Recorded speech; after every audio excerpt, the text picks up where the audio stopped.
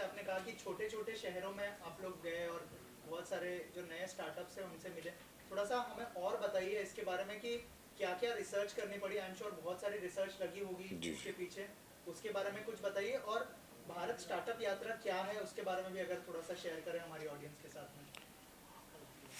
जैसा कि मैंने पहले ही कहा था कि जो जो प्रोडक्शन हाउस है अक्टूबर स्काई, वो उस संस्था का ये मानना था कि कहानियाँ तो सब कह रहे हैं और अपने अपने तरीके से कह रहे हैं, क्यों ना हम ऐसी कहानियाँ कहें जिससे, क्योंकि वो मतलब ऐसी कहानियाँ कही जाए जिससे लोग इंस्पायर हो सकें। मतलब कहानियाँ तो कई तरीके की होती हैं, एक आदमी रैग से रिच हो जाता है, एक आदमी मतलब इंदौर से आके स्टार बन जाता है ना, कहानियाँ होती हैं। लेकिन ये कहानियाँ उन्होंने कैटेगराइज किया, कहा कि हम उन स्टार्टअप्स की कहानी कहेंगे, क्योंकि स्टार्टअप्स हर रोज़ जन्म लेते हैं, दम तोड़ देते हैं, कुछ सपने अधूरे ही रह जाते हैं, कुछ पूरे ही नहीं होते हैं।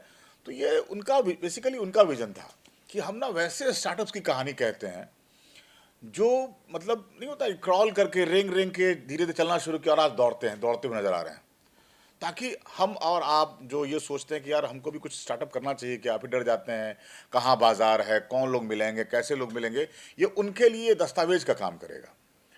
जो इसको एक बार देख लेगा, मेरा पूरा यकीन है कि वो, अगर उसके मन में कोई ख्वाब है कि हम ये चीज़ करना चाहते हैं, तो ज़रूर पूरा करने के लिए खड़ा हो जाएगा। हाँ, रिसर्च बहुत हुई। एक रिसर्च टीम में हमारे एक जर्नलिस्ट हैं निशाद शमसी, पता नहीं आप लोग सब जानते होंगे, CNIBN में रहे हैं वो। उन्होंने रिसर्च किया, उन्होंने कहानी निकाली और फिर हमने चूज़ किया कि किसकी कहानी मोर इंस्पायरिंग है। It is not about that who is making crores, ये उनकी भी कहानी है जो होता है ना, 1000 से शुरू होकर लाख तक भी पहुँचे हैं। तो कहानी पैसन की भी है, पैसन के साथ परसुएसन की भी है, और फिर एक सक्सेस की है।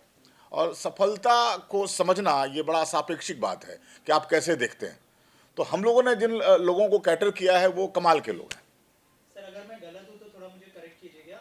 शार्क टैंक नाम का एक शो आता है, उसके अंदर बहुत सारे हमने देखा है कि बहुत सारे बिजनेसमैन आते हैं, वहाँ पे इन्वेस्टमेंट की जाती है थ्रू डिफरेंट डिफरेंट बिजनेसमैन। इससे कितना अलग होगा, कितना डिफरेंट होगा, उसके बारे में कुछ बताएं, क्योंकि कई हद तक मैं कनेक्ट कर पा रहा हूँ उस शो से। अगर नहीं, शार्क टैंक में तो ये है कि आप आइडियाज़ लेके जाते हैं, आपने कुछ उद्यम शुरू किया हुआ है, आपने आइडियाज़ लेकर गए और आप जाकर वहाँ से फंडिंग की बात करते हैं कि साहब मैं ये बना रहा हूँ, ये है, और आप सामने वाले बताते हैं कि साहब मैं आपको 5 रुपये दूंगा और 5% स्टेक ले लूँगा। ये वो नहीं है।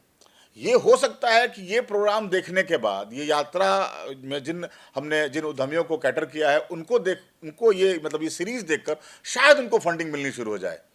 शायद कोई ऐसा खड़ा हो जाए कि यार ये तो कमाल का चीज़ कर रहे हैं, इस पर मैं भी आके इन्वेस्ट करूं। तो ये बात है। मैं एक चीज़ ऐड करता हूँ यहाँ। ये जो शो है, जैसे कि आपने शार्क टैंक कहा, उसमें इन्वेस्टमेंट फंडिंग के थ्रू होती है। यहाँ आपका इन्वेस्टमेंट आपका सपना है।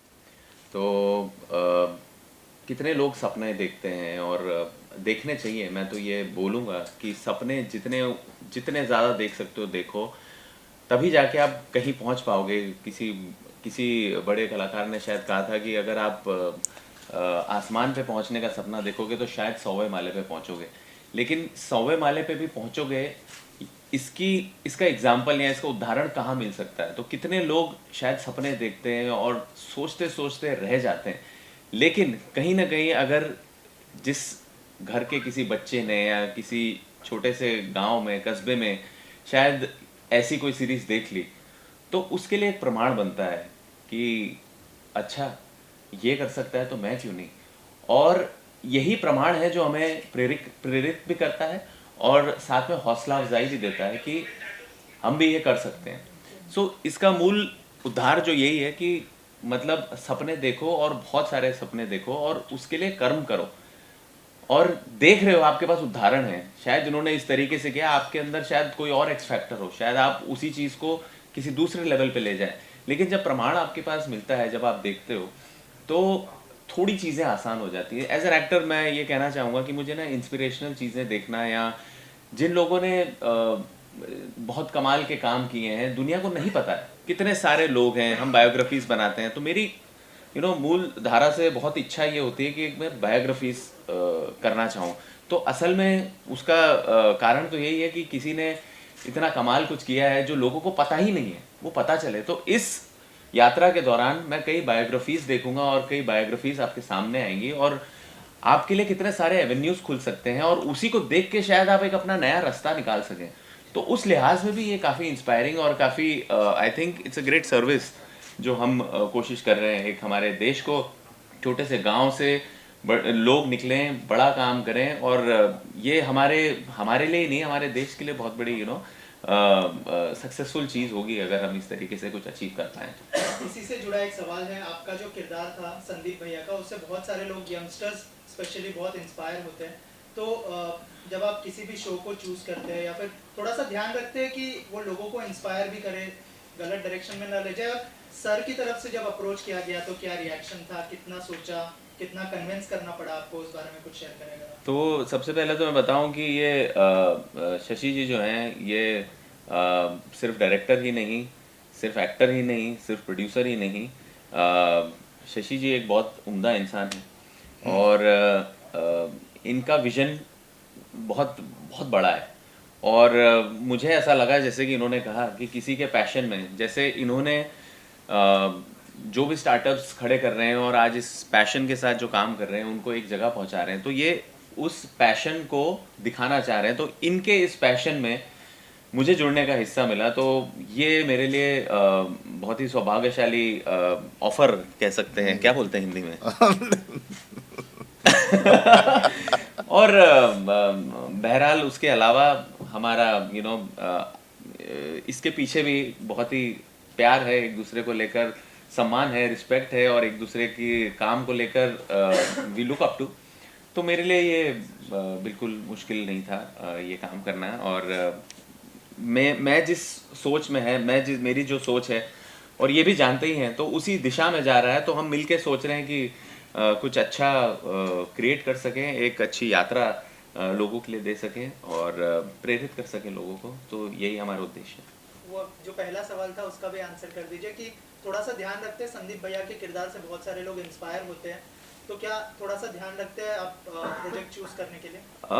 देखिए, सबसे पहले मुझे इंस्पायर होना है उस प्रोजेक्ट को करने के लिए, तो सबसे पहले वो मेरे कारण रहता है, लोग रहते हैं कि किस वही वाली बात है, किस जज्बे से वो बना रहे हैं, तो उसमें वो आपको फील हो जाता है। और अगर आप कहेंगे कि मैं चूज़ करता हूँ, तो मैं कहूँगा कि मैं प्रोजेक्ट्स नहीं चूज़ करता है, शायद प्रोजेक्ट्स मुझे चूज़ करते हैं। तो मैं किसी भी तरह उस प्रोजेक्ट जो मुझे चूज़ करता है मैं वो कर लेता हूँ। उसी तरह यही यात्रा है, उस यात्रा में मैं जुड़ जाता हूँ। सारी पॉलिसीज उनके फेवर में बनी है, तो वो लोग भी चाहते हैं कि इस तरह की कहानी बने, इस तरह के शोज बने। और ये रियलिटी शोज है एक तरह से देखा जाए, इसमें कहीं कोई भी कंस्ट्रक्टेड नहीं है, कुछ भी ऐसा नहीं है कि हमने फैब्रिकेट करके बनाया है। जो जैसा है, अगर किसी ने अपने मतलब कुछ लोगों ने तो यहाँ तक कह दिया कि हमारा टर्नओवर कितना है ऑन कैमरा, वो हम कोशिश कर रहे हैं कि हम उसको रखें या ना रखें।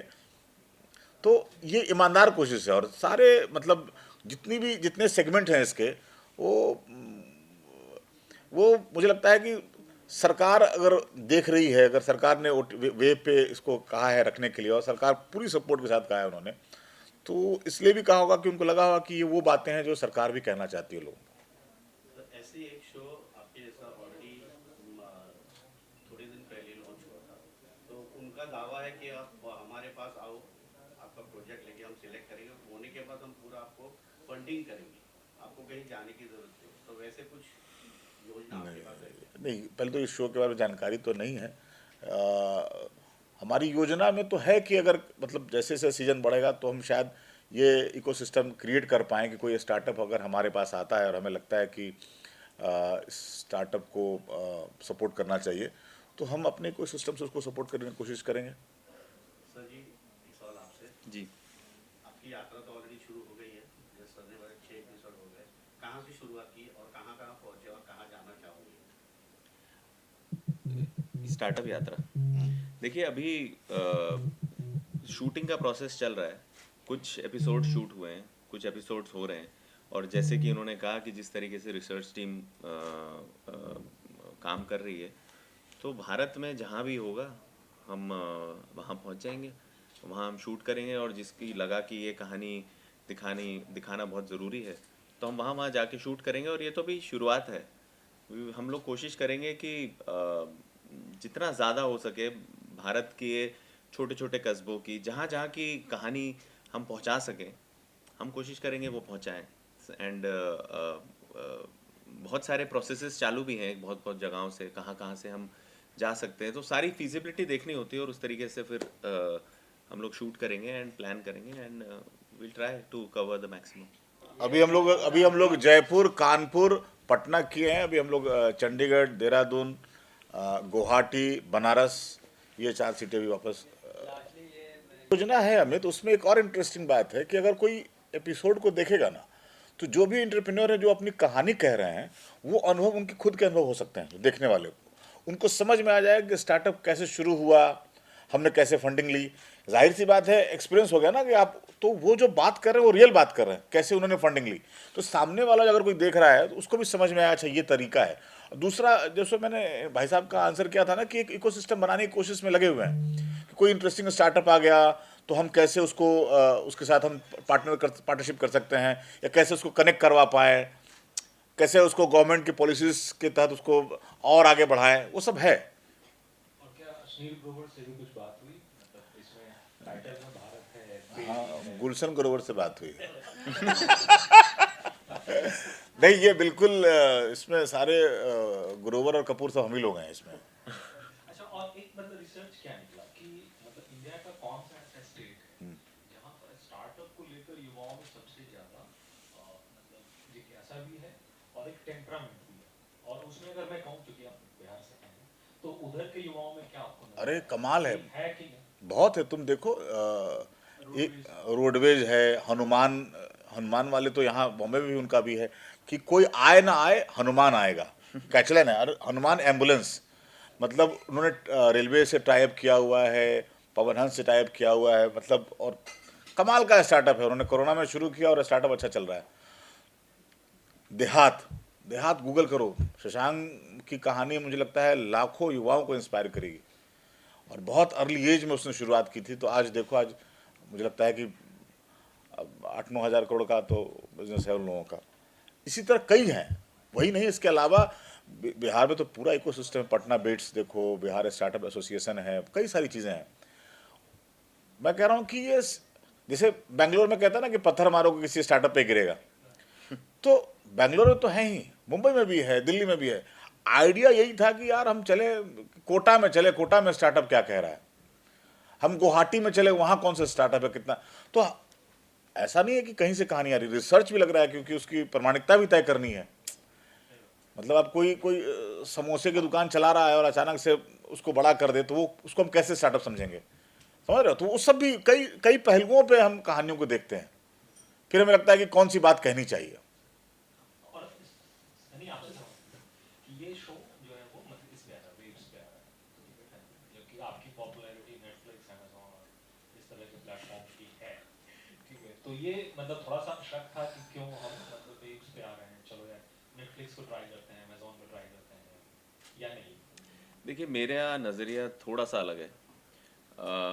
मेरा नज़रिया ये कहता है कि अच्छी कहानी, अच्छा सेटअप, अगर उसको एक प्लेटफॉर्म मिल रहा है तो मेरे लिए वही एक बड़ी जीत है। आप अगर देखें, जैसे कि हम लोग भी स्टार्टअप की बात कर रहे हैं, भी काफ़ी लोग इस प्लेटफॉर्म को सपोर्ट कर रहे हैं और हमारे गवर्नमेंट का इनिशिएटिव है, एक प्लेटफॉर्म है, तो इट्स और हमारे लिए ये सौभाग्यता, क्या बोलते हैं, ये सौभाग्य की बात है कि एक प्लेटफॉर्म मिला है अच्छा शोकेस करने के लिए। तो मुद्दा ये है कि कहानी लोगों तक पहुँचे। अगर कहानी में बात है तो वो किसी भी प्लेटफॉर्म पे पहुँचेगी, किसी भी प्लेटफॉर्म से वो बात पहुँचेगी। ठीक है, आज वेव्स ने हमें सपोर्ट किया है तो हम आभारी रहेंगे वेव्स के। आगे जाके क्या पता किसी और प्लेटफॉर्म पे आए ताकि और रीच हो। धीरे धीरे क्या पता वेव्स की इतनी बड़ी रीच हो जाए कि कहीं जाना ही ना पड़े। तो शुरुआत तो हमें भी कहीं ना कहीं तो करनी होगी ना, ये भी तो एक स्टार्टअप का रूल है। तो if we start judging that then it is no good on our part. So मुझे लगा कि एक अच्छी अपॉर्चुनिटी है, अच्छे लोग हैं, अच्छी बात कहना चाह रहे हैं, मेरे लिए वो ज़्यादा बड़ी थी। और किसी प्लेटफॉर्म पे आ रही है तो वो मैंने तय किया कि वो मेरा नज़रिया उस तरीके से था। बात आनी चाहिए, पहुंचनी चाहिए, तो that is what we think about. निजी सवाल हमारा पहला एपिसोड मोस्टली कानपुर का है, जिसमें हम 3 लोगों की कहानी कह रहे हैं। एक जैसा सनी ने कहा कि एक व्यक्ति हैं जो बहुत बड़ी नौकरी छोड़ करके पहुंचे थे कानपुर अपने शहर में अपने एक फिरंग दोस्त को घुमाने के लिए, और गंगा के तट पे घूम रहे थे। तो फिरंग दोस्त ने कहा कि यार तुम्हारा पास इतनी सुंदर नदी बह रही है, इतना गंदा किए हुए हो, क्या फ़ायदा तुम्हारे पढ़े लिखे होने का, और क्यों अपने शहर के लिए कुछ नहीं करते हो। तो वहाँ से, क्योंकि उस नहीं नदियों में फूल वगैरह डालते हैं, पास से मंदिर है, तो उस व्यक्ति ने सब कुछ छोड़ करके इस बात को दिल पे लगाया और वो फूल नाम का आज के डेट में एक ब्रांड बनाया है, और बहुत बड़ा ब्रांड है। तो इस तरह की कहानी है। फिर वहीं पे एक महिला की कहानी है जो लेदर फैक्ट्रीज के लिए काफ़ी काम, लेदर प्रोडक्ट का काम किया उन्होंने। फिर एक सात्विका फूड करके है जो कोरोना काल में कैसे अपने आप को बड़ा किया। तो ये है पहला episode. Thank you so much. Thank you.